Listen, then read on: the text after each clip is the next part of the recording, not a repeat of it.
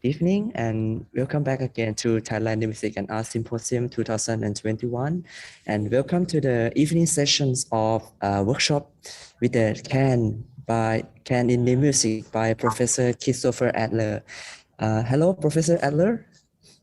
Hi. Yes. Okay. Professor Adler will join the symposium as a guest artist and also the guest lecturer for during the symposium. So, Professor Adler, may I introduce you first? Professor Adler is professor from University of San Diego, and he is a specialist in Thai and Lao instrument, the can. Yes, and I think he is specialized more than Thai people, I think. So I think we will have some knowledge and experience and a lot of fun with his workshop today. Okay,ครับ. So may I leave the stage to you? Great. Thank you very much. I'm very happy to be able to participate in the festival this year. I've been very excited to see the growth in interest in contemporary music in Thailand over the years, and this festival really represents, I think, some of that growth. So I'm excited to be able to share some of my work with the Khaen with you. My goal today is to advocate for the Khaen, the free reed mouth organ, as a concert instrument and to build interest among composers and performers to take up the instrument for contemporary music, especially in Thailand. I work both with the Thai classical tradition as well as with the Khaen, which is from a different tradition that I'll discuss in a minute. And in these traditions, I like to learn them and participate as a musician, but also explore these as areas for making creative new music. And I do realize that when it comes to Thai classical music, there are aspects of the social organization of the music that can make it very challenging for composers, especially in Thailand, to write for instruments in the classical tradition. And that was mentioned also in the last session just a few minutes ago as well. I'd like to stress that in working with the Khaen, there is a lot more freedom. This is a folk instrument from Laos and from Northeast Thailand. And it really doesn't have the same sort of social restrictions that apply to some classical music. So first of all, composers can write for it. There's no restrictions on who can write for it. There's no sacred repertoire that has to be avoided.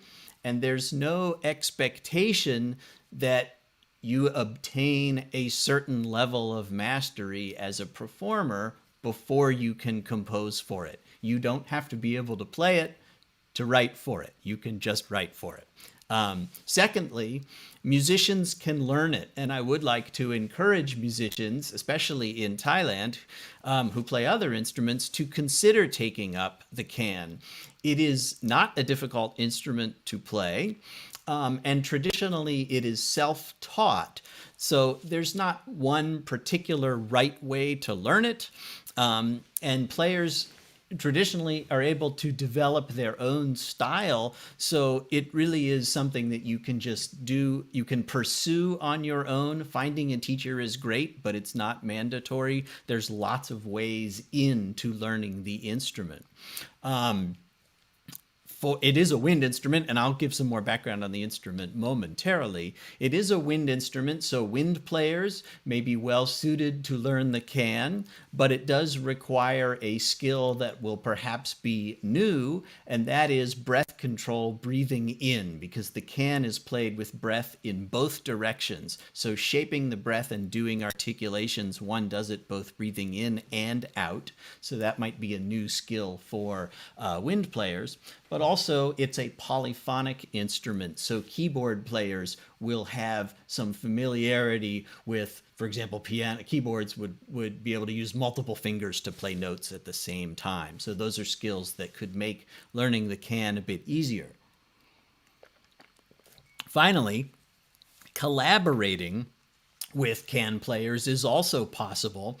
Currently, the limitation is that most of the traditionally trained can players don't have experience with contemporary music, and they may not be so comfortable with notation. So there is a limitation there, and that's one of the reasons why I do encourage other musicians to take up the instrument. So, oops, give me one second. There we go.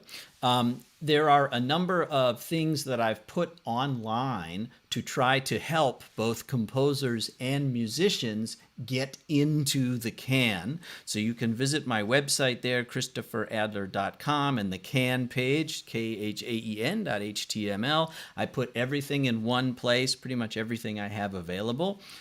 And most importantly, on this page, there is a document, a PDF document called, here it says Canned Guide for Composers. It's a multi-page document with pretty much all the technical details that a composer would need to know to write for the can. And there is also a YouTube video, which you can also find there. It's a video version of the same guide with audio demonstrations, with notation examples and everything. It's about an hour and a half long, so it's pretty thorough. And musicians who may be interested in learning the can could use this as a place to start as well, because there's a whole section on traditional playing. I recently recorded a CD of new music for can to try to get some of the best pieces some wider attention. So you can listen to this on Bandcamp. If you're feeling generous, you can buy a CD and I will very happily mail it to you. I'll be showing you some of these pieces today. And again, you can find all of that by going to my website. And it's a great way to just get started in this idea of the can as a contemporary concert instrument. I realize maybe not everybody may be familiar with the can, especially if you're finding this video after the fact online. So let me give a very, very brief background on the instrument. The instrument there, you see the name is spelled a number of different ways. It is pronounced can. It is the bamboo free reed mouth organ that's closely associated with Lao people who live in both lowland Laos and northeast Thailand, more or less in the region that I show on the map there. There are a number of other Asian free reed mouth organs that are already well known as contemporary concert instruments. The sort of the big three here that you may have already know: the sho in Japan, the sheng in China, and the sanghuang in Korea. All very similar instruments, although in the case of the sheng and the sanghuang, they've also been modernized and expanded, so they have chromatic ranges, keys, and there's a lot of variation in those instruments. So these have all been used in contemporary music for many decades, and so what I would like to show you is that the can is ready to be in this group as well. Traditionally, the can appears in these contexts. Like I said, it is a folk instrument. It typically self-taught. It can be played by anybody. Its traditional role is to accompany a solo singer called malam, and you see that here in the upper left picture.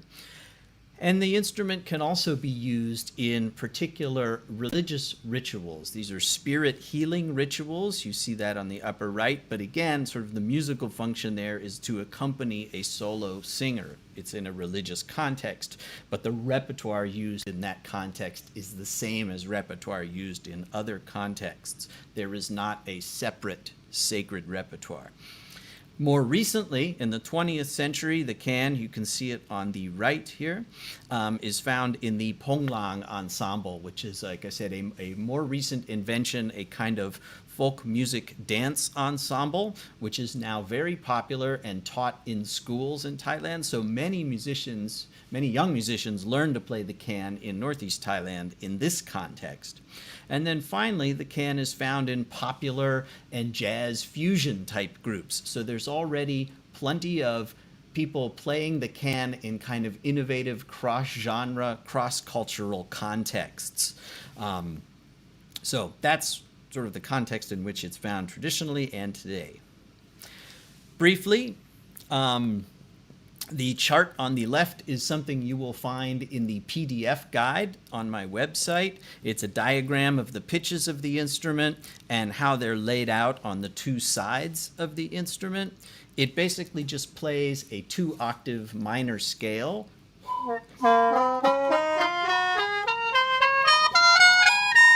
But the position of the notes on the two sides of the instrument adds a great deal of complexity and musical interest, and is probably one of the most important features for a composer to understand.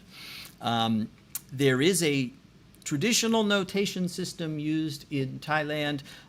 It's really sort of, these are 20th century inventions, but now especially for learning Khaen in the context of schools, you see the Thai notation used, which is the box notation with Thai letters that stand for basically do, re, mi, fa, sol, la, ti, do.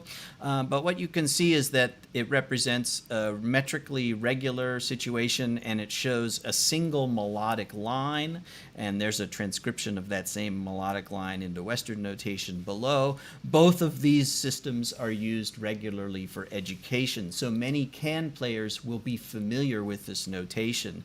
What's important to understand is that the single melodic line is useful in the context of traditional playing, but one has to know how to realize that single melodic line in an idiomatic way. So actually what you see written there doesn't actually show you all the notes that one plays. And also because it only shows a single line, and because it's kind of metrically a bit limited, I advocate for the use of Western notation for contemporary music because it adds the most flexibility. However, so the main part of my presentation today will be to show you some pieces. And I'm going to put the notation for those pieces on the screen while we listen, because I want composers to see what it looks like. I want musicians to see what it looks like as we listen. But first, let me show you some of the things to pay attention to in the notation. I generally, if the music is not too complicated, find that it can be written on a single staff. So the first example here is what a lot of the contemporary Khaen repertoire looks like. All the notes written on a single line. And you can see in this example one of the problems with that, and that is that because it is possible to hold each of the notes with a separate finger, they can be held for different amounts of time. You end up all with these ties, and it can get a little bit crowded. So for a lot of music, it's not a problem, but if things get too crowded, it then is also possible to write the music on two staves. And there are two approaches for doing this, and we're going to see all of these in the examples today. The first example here has two staves divided by the hands. So in other words, the staff on the upper staff here is only notes that can be played by the right hand, and the lower staff is only notes that can be played by the left hand. You'll see in an example I'll show you soon, that can result in like strange looking parts that go between the lines when they're actually connected notes, because the notes as you go up the scale are moving between the two different sides. But it's very convenient for reading, and it helps declutter the music. So in other words, if you tried to write this fairly complicated part, which I'll play for you a little bit later, you see there's tied parts, there's moving parts, the ties don't correspond. If you tried to put that on one line, it would not be readable. The other option is to use two or more staves, but divide them not by the notes that are in which hand, just divide them by musical content. So sometimes I'll put one kind of like sustaining parts on one line and moving parts on another line, just to make it easier to read. So these are all options for notating Khaen music. So I'm going to now change to some scores. And so we should have time here. I'm going to play, I think, 8 examples, and I'm hoping to leave some time for questions. I assume there's some potential for live audience engagement, so let me so do jot down your questions, and I will be happy to take them if that's something that we can do. Here we go. So now you should be seeing the scores. And Siravid, please tell me if you think these are too small to read and I can zoom in. So just let me know if you think it's too hard to read. I think you can zoom a little bit more. I think would be Okay, better. let me do that before we start. So like I said, what I'm going to do is show you a number of examples. Is that better? I could even go Perfect. one more. I'll just have to scroll a little bit while we read. So the idea here, I want to show you different kinds of contemporary music for the Khaen. So different ways to think about what the Khaen can do in a contemporary context. The first one is to take the Khaen's traditional musical style, the traditional musical idiom, as a basis for starting. This is from my piece 3 Lie. This is an old piece. I wrote it in 1996, and so it was when I was first getting started, and so I was thinking a lot about the Khaen tradition. So you see the Khaen part here on the upper staff.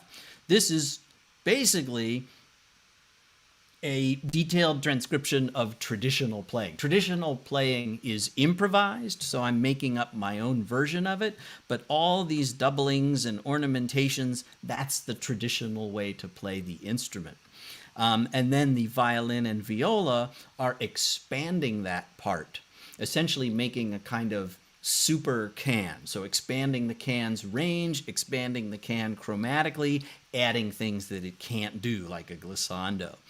So why don't we listen to about a minute or so of this. This is the first section, and then in the second section of the piece, it's sort of based more on sustaining tones. So hopefully you can hear this. Well, let me know if not.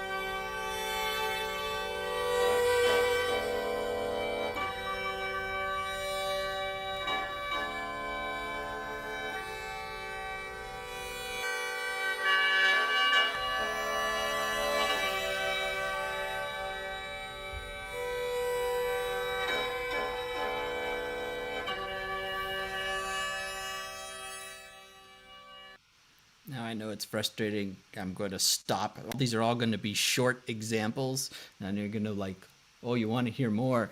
You can go to my website and hear every one of these pieces. So I want to cut them off so that we can have more variety in the examples, but I'll encourage you to check those out on your own if you'd like. So this first example demonstrates how traditional music can inspire a kind of approach to contemporary music.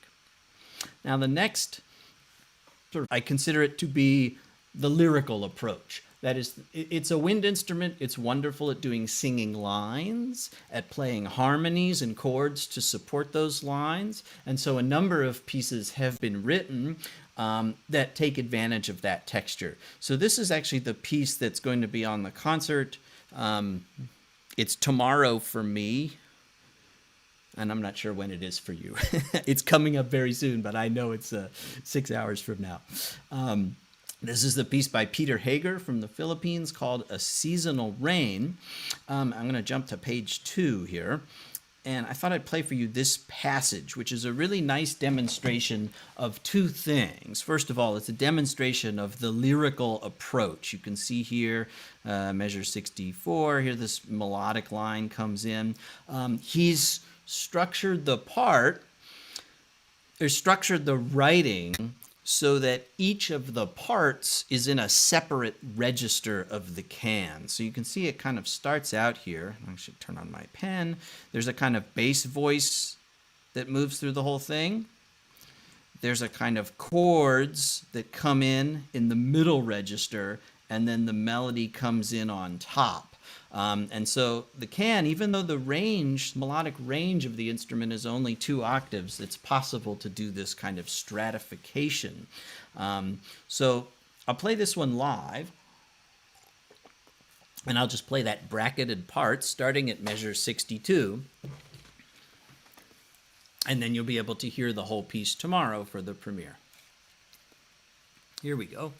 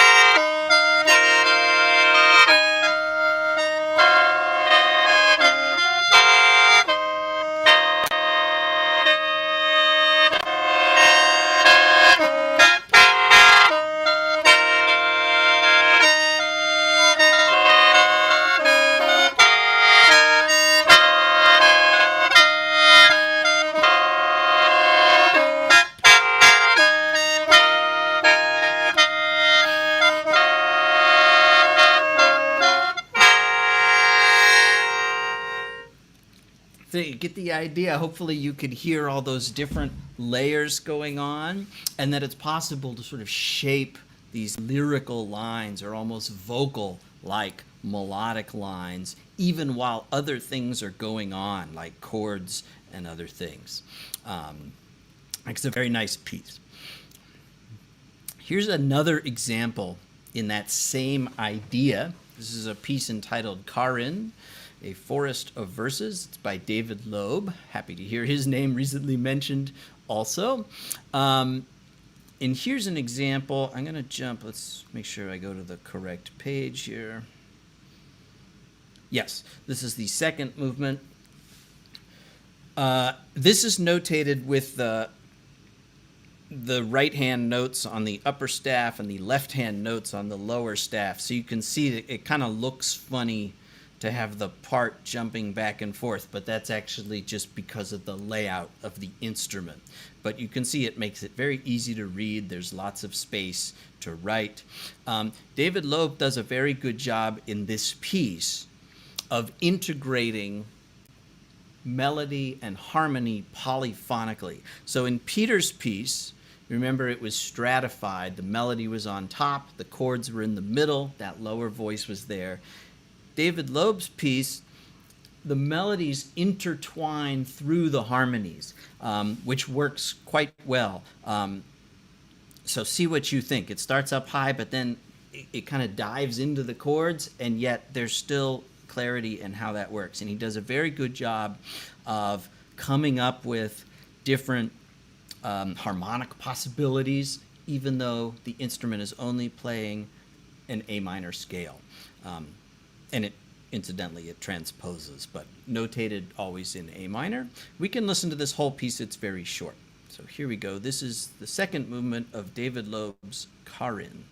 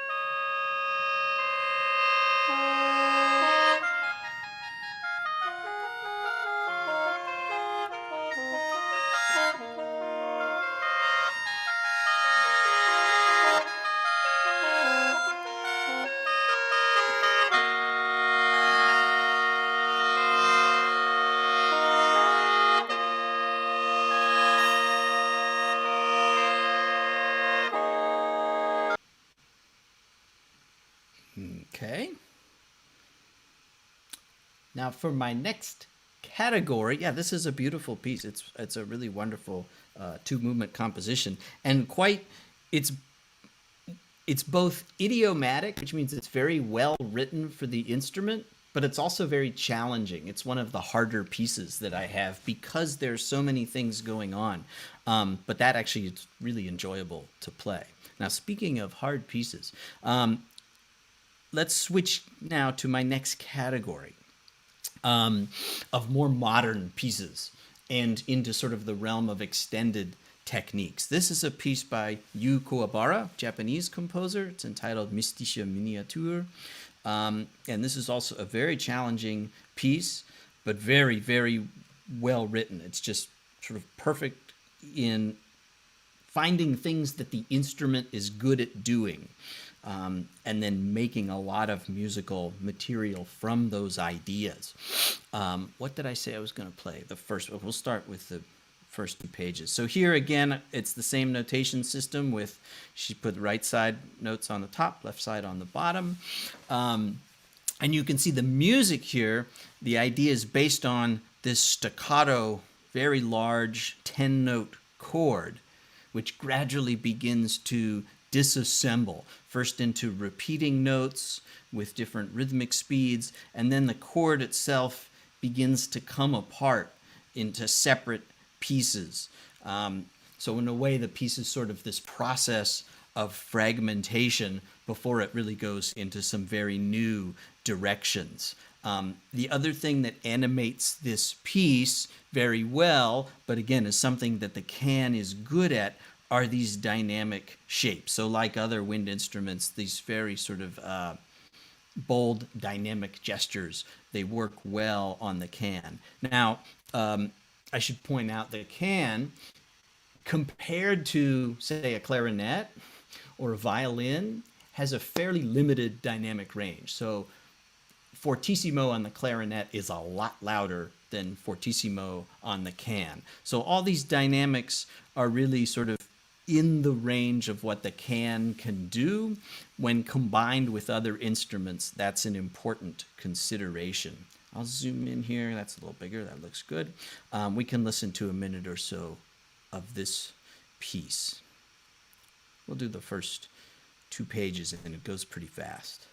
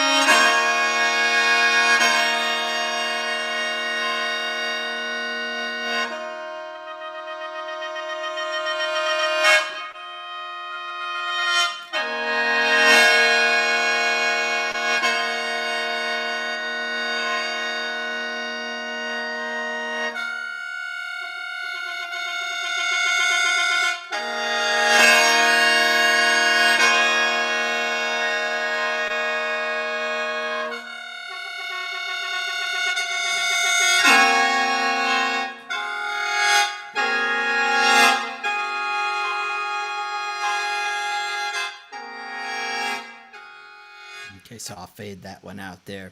Very involved, and it gets more and more active. This is also one of the more difficult pieces that I have, but it's very effective.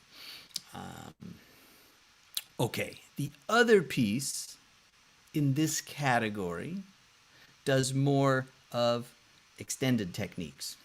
This is a piece by Vera Ivanova. It's a composer who lives here in Southern California. It's entitled Palpable Breathing.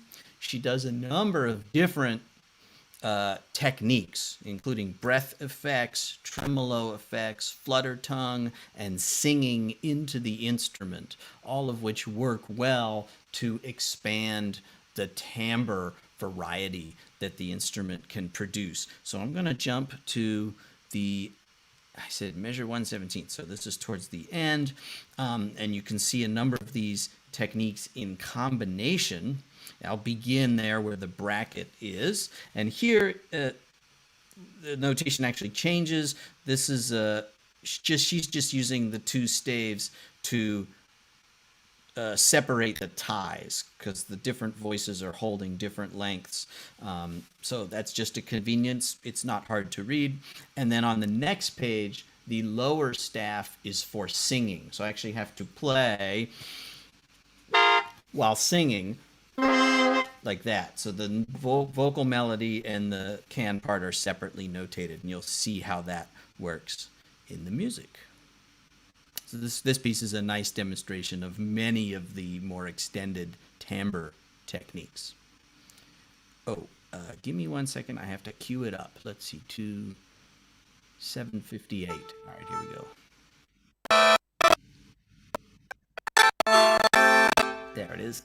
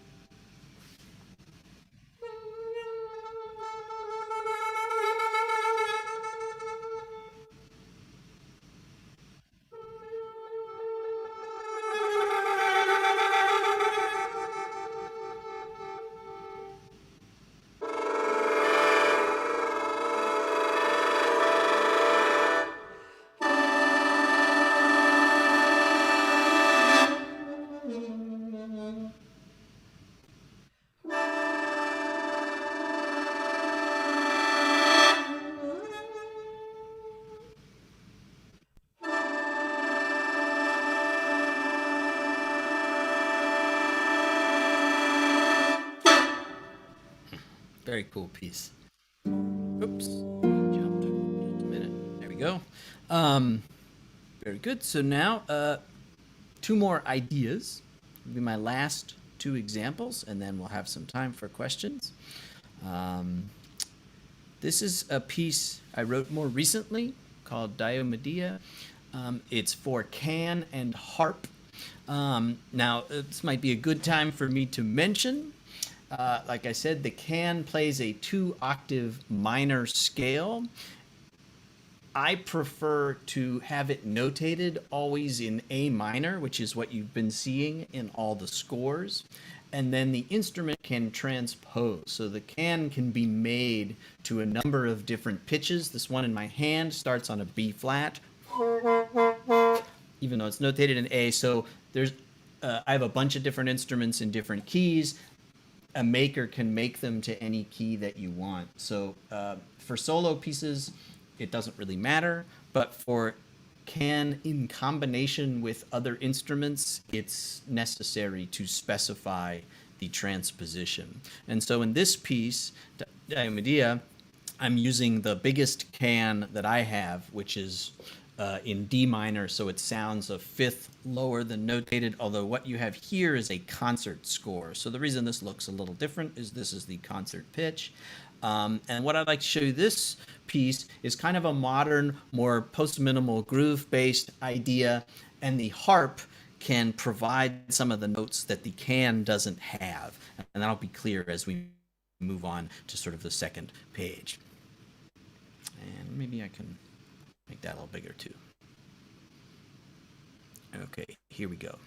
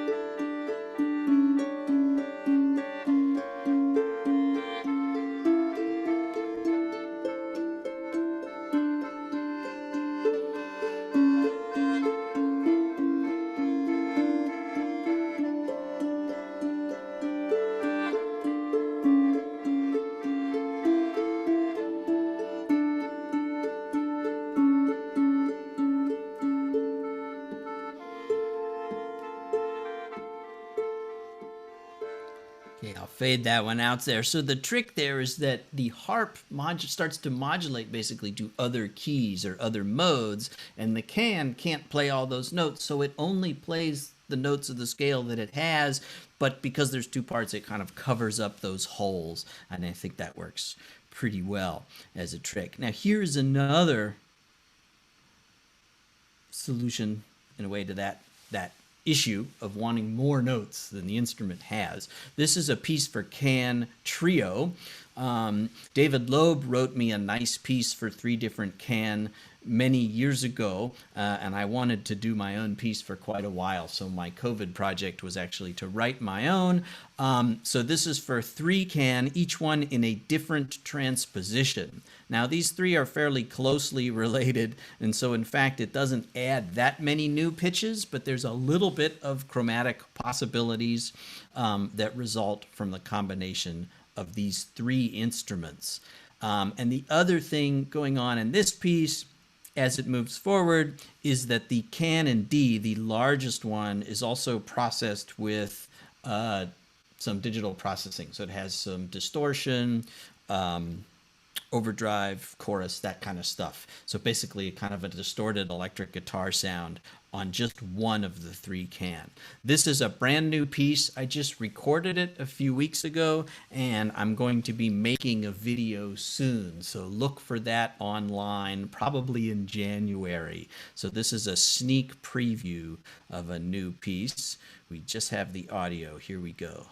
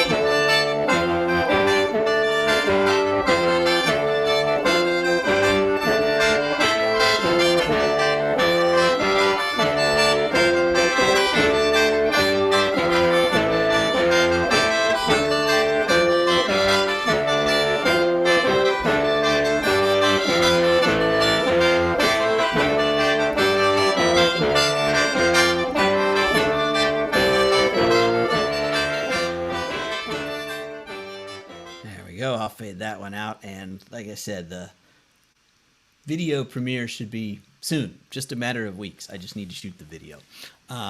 So I'll end it there. I hope this introduction to the Khaen repertoire that currently exists inspires some of you to write for the instrument and inspires some of you to take up playing the instrument. I promise it really isn't that hard, especially for trained musicians. You can learn the technique pretty quickly and get into it, and it would be great to have more musicians around the world starting to play this music.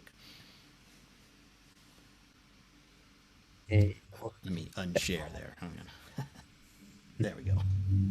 Thank you so much, Professor Adler, for sharing us about your works and your experience about the Khaen. I think from your presentation, I think you introduced us a lot of things that I think even Thai people that we are familiar with this instrument or we've heard frequently never heard this characteristic or never heard this texture, this interesting thing.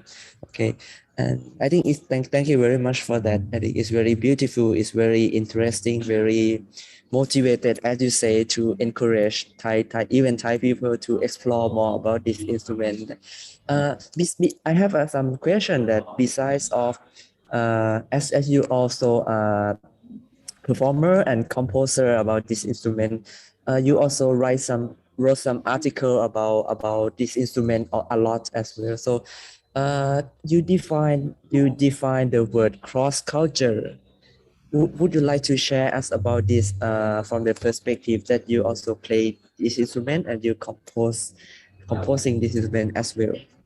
Yeah, well, good point. I mean, it's I think one of the things that I like about this particular tradition is that the way you play traditional music, at least in the old days, not so much now, but in the old days, was to improvise. So to learn the instrument means to learn an individual musical identity.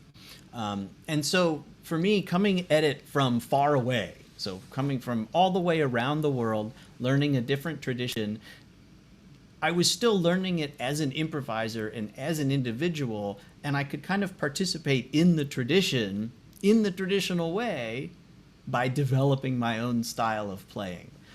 So I feel like it is very much cross-cultural, and there's very much, I think, a difference. There's a different cultural context, a different social context, a different idea of what music is and how it works. For me as a composer and as a musician, it's very exciting to learn about other cultures, learn about how the music works, but then also have this be a way to explore creatively. So for me, the cross-cultural aspect involves kind of bringing the elements of things that I already know from my training to the things that I'm learning. But it's always kind of filtered through me. It's like I don't play traditional music, I play my version of traditional music. And in a way, it's like it's always sort of filtered through my perspective. So it's cross-cultural, yes, but it's also my individual take on it. I hope that answers your question. I guess in a way, part of being, I think maybe there can be a kind of a pressure on a composer who wants to work cross-culturally to feel like they need to represent cultures. But cultures are really big things to represent. And as a musician playing one piece or as a composer writing one piece, you really can't. You're focusing on one tiny little thing that maybe you can represent that little thing. But I think it's good to kind of remember that the piece does not have to be the culture. The piece does not have to represent the culture. The piece is one small window that gets you started into exploring a culture. And so maybe that takes a little bit of the pressure off. So And it's it also sounds okay. I mean, I'll add one thing. It's okay to make a mistake and get it wrong, because we're all human beings and we're always learning. And so every year I learn something new, and it means I look back at an old piece and go, oh, maybe I shouldn't have done that. But everybody, that's simply living. So it's okay also to write a piece and make a mistake and feel like, well, that was just a moment in the process. So one piece does not have to be perfect, and it doesn't have to be representative. It just has to be the best you can do at that moment, I think. So it sounds like it's not based on the instrument, or it's not based on the manner of playing, or it's like it sounds like a balancing between different things. Maybe maybe the same instrument but different people to play. Thai people, European people. It sounds like, to me, cross culture. It sounds like it just sounds like this balancing the different and diversity of performer, diversity of instrument, not specifically what type of instrument and what nation. Is that correct? Yes, I mean, I think the music can come from anywhere, and it can come through any vehicle, any kind of instrument, anyone playing that instrument.